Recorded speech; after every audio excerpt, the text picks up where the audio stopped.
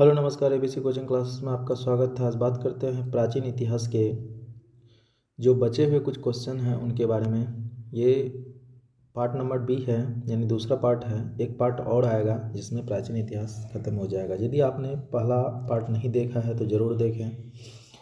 किसी भी एग्जाम के लिए महत्वपूर्ण क्वेश्चन उसमें दिया गया है। प्राचीन इतिहास से जितने भी क्वेश्चन बन सकते हैं सारे इंपॉर्टेंट फैक्ट इसमें दिए गए हैं।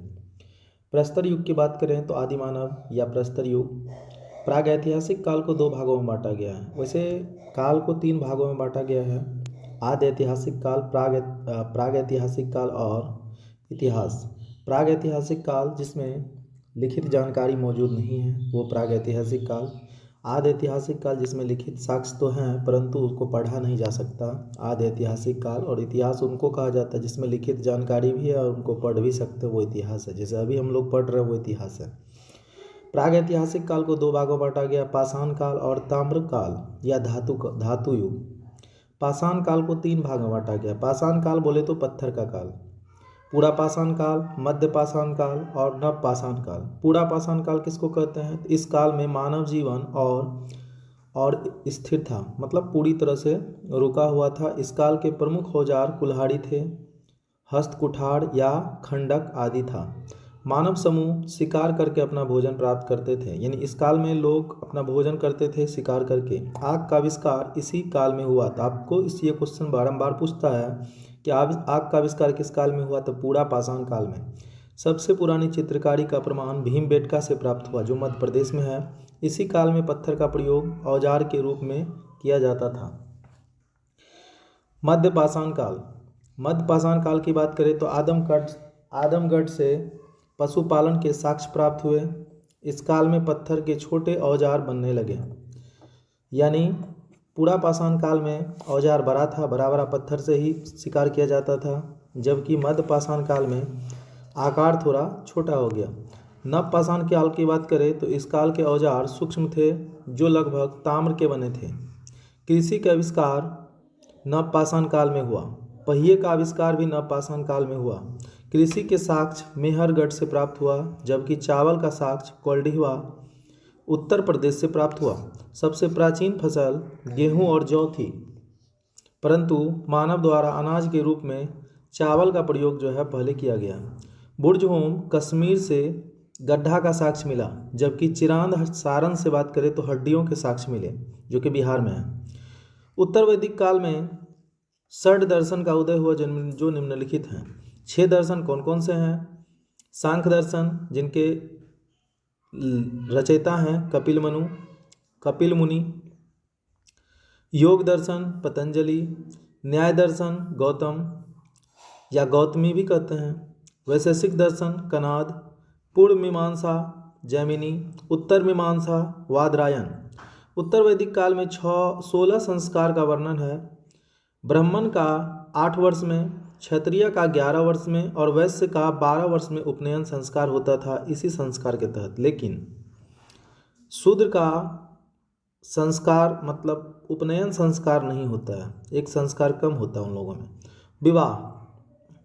विवाह जो हैं कई प्रकार के होते हैं। जैसे अनुलोम विवाह क्या है? तो ऐसे विवाह जिसमें पुरुष उच्च वर्ण के एवं महिला निम्न वर्ण के हो उसे अनुलोम विवाह कहते हैं। प्रतिलोम विवाह ऐसे विवाह जिसमें पुरुष निम्न वर्ण के और महिला उच्च वर्ण के हो।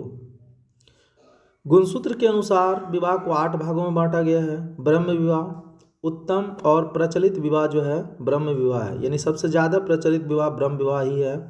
दैव विवाह, यज्ञ करने वाले ब्राह्मण से यदि पुत्री का शादी कर दिया जाए तो उसे दैव विवाह कहते हैं। आर्य विवाह, कन्या का पिता वर से गाय लेकर कन्या का विवाह कर देता था, यानी दहेज के रूप में उल्टा वर से ही गाय लेता था, उनको आर्य विवाह। प्रजापत्य विवाह, कन्या का पिता वर को वचन देता था, वर को वचन देकर अपने कन्या को उन्हें सौंप देता था। असुर विवाह, वर से मूल्य लेकर कन्या को बेचा जाता था, असुर विवाह हो गया। गंधर्व विवाह, प्रेम विवाह को गंधर्व विवाह कहते हैं। राक्षस विवाह, वधू का अपहरण करके विवाह किया जाता था, जबरदस्ती वधू का। पैशाच विवाह, जबरदस्ती किया जाने वाला विवाह, यानी वर को ही जबरदस्ती पकड़ के शादी कर लिया, उसको कहेंगे पैशाच विवाह। सिंधु घाटी सभ्यता की बात करें तो सिंधु घाटी सभ्यता की खोज जॉन मार्शल के निर्देश पर 1921 में दयाराम साहनी ने की, जिसकी घोषणा जॉन मार्शल ने 1924 में विधिवत रूप से की।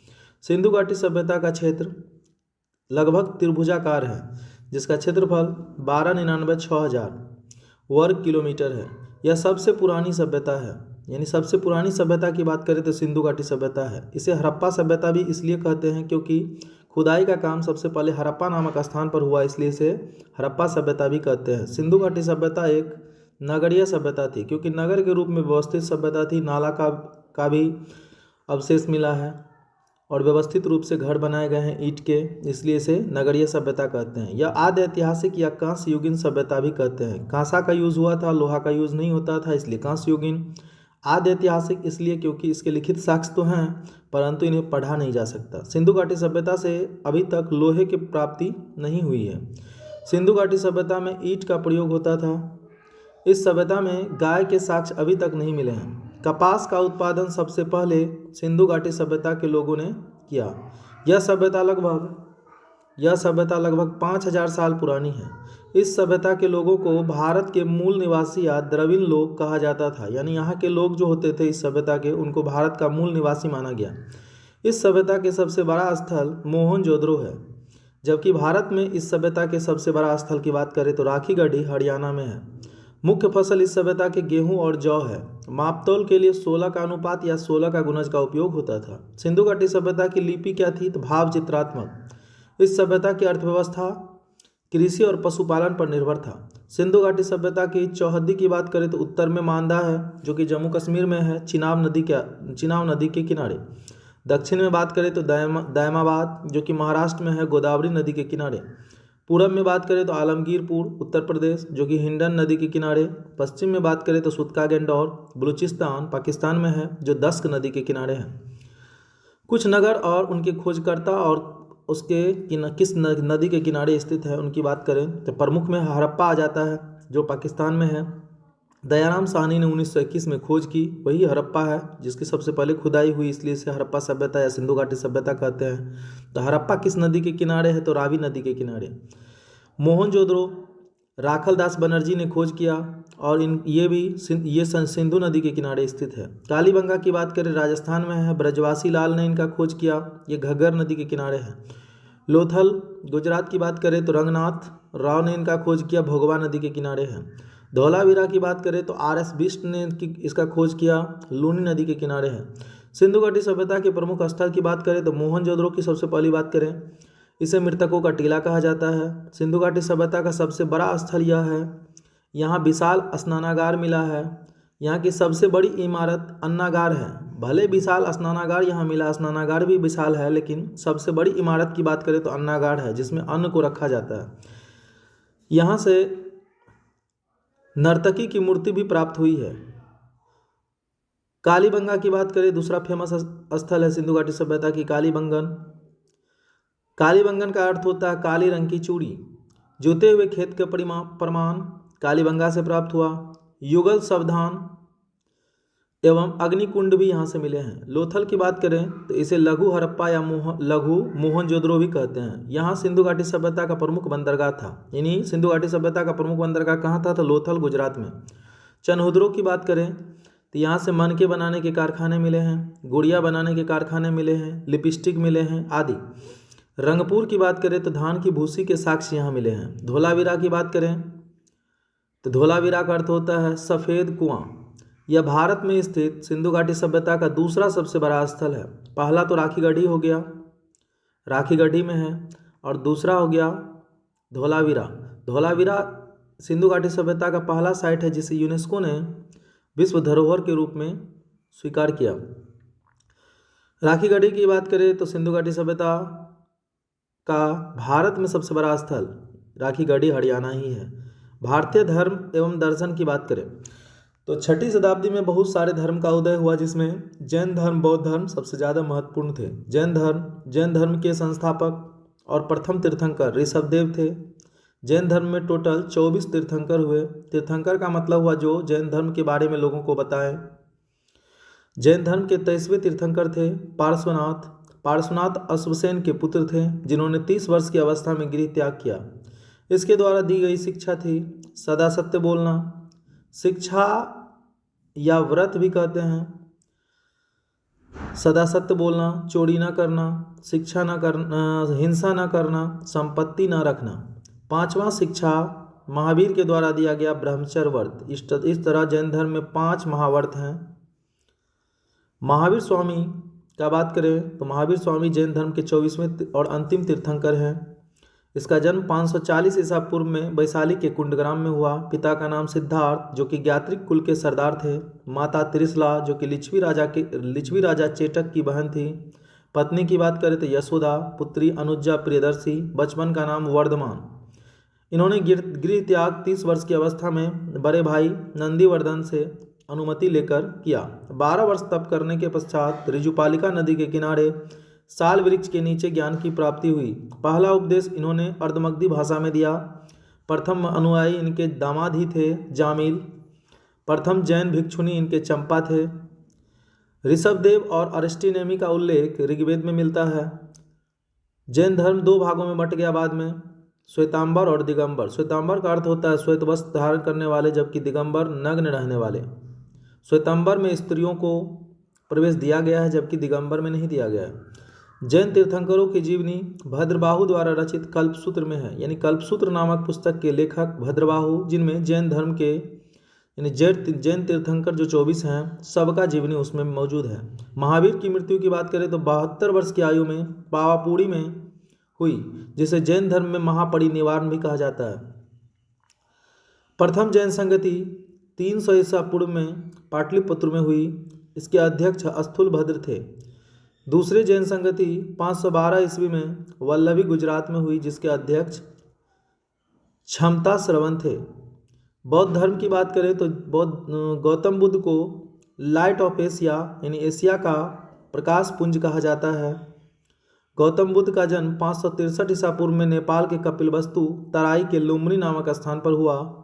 गौतम बुद्ध की मृत्यु 80 वर्ष की अवस्था में 483 ईसा पूर्व में कुशीनगर जो कि यूपी में है हुई।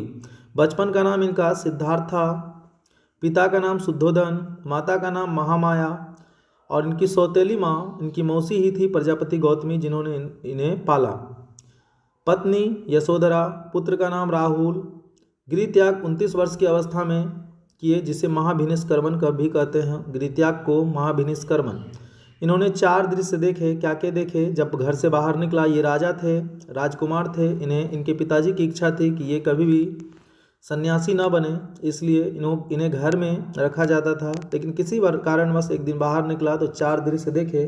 एक वृद्ध व्यक्ति को देखे जो लाचार थे, बीमार व्यक्ति जो लाचार थे, मृत व्यक्ति जिन्हें 4 आदमी उठा के ले जा रहे थे, तब भी इनको बहुत दुख हुआ। लेकिन एक सन्यासी को प्रसन्न देखा तो इन्होंने सोच लिया कि हम सन्यासी ही बनेंगे। तभी घर त्याग करने का जो है यह प्रतिज्ञा कर ली। इनके प्रथम गुरु थे अलार कलाम जो वैशाली के थे। ज्ञान की प्राप्ति बोध गया में पीपल वृक्ष के नीचे ऋजुपालिका नदी के किनारे किए। इनके प्रिय शिष्य थे आनंद। प्रथम उपदेश इन्होंने सारनाथ में दिए। आनंद के कहने पर ही बौद्ध धर्म में महिलाओं को भिक्षुनी बनने का अधिकार मिला। प्रथम भिक्षुनी इनके थे मौसी ही प्रजापति गौतमी। सर्वाधिक उपदेश इन्होंने श्रावस्ती में दिए। अंतिम उपदेश सुबोध को दिए। जहाँ बौद्ध लोग रहते हैं उन्हें बिहार कहा जाता है, बौद्ध विहार। इसी के आधार पर बिहार का नाम बिहार पड़ा, क्योंकि बिहार में बौद्ध की संख्या अधिक थे, इसलिए इसको बिहार नाम पड़ा। जहाँ बौद्ध लोग की अस्थि रखे जाते हैं यानी मृत्यु से संबंधित, उन्हें बौद्ध स्तूप कहा जाता है। जहाँ बौद्ध लोग ध्यान करते हैं उन्हें मठ कहा जाता है। जिस तरह हम लोग मंदिर कहते हैं उसी तरह ये लोग मठ कहते हैं। बुद्ध के जीवन चरित्र से संबंधित कुछ प्रतीक हैं, जैसे जन्म का प्रतीक कमल और सांड था, गृह त्याग का प्रतीक घोड़ा, ज्ञान के प्रतीक पीपल, निवारण की प्रतीक पद चिन्ह, मृत्यु के प्रतीक स्तूप। बौद्ध संगति की बात करें, प्रथम बौद्ध संगति 483 ईसा पूर्व में राजगिरी में हुआ। इनके अध्यक्ष थे महाकश्यप। शासन किसके शासन काल में हुआ? तो अजातशत्रु के शासन काल में। द्वितीय 483 ईसा पूर्व में वैशाली में हुआ। इनके अध्यक्ष थे सभाकामी। इसके शासनकाल कालाशोक। किसके शासनकाल में हुआ? तो कालाशोक के शासनकाल में। तृतीय की बात करें तो 251 या 52 ईसा पूर्व पाटलिपुत्र में मोगलीपुत्र तीस इसके अध्यक्ष थे और अशोक के शासनकाल में हुआ। चतुर्थ की बात करें तो ईसा की प्रथम शताब्दी में, यानी प्रथम शताब्दी में हुआ है।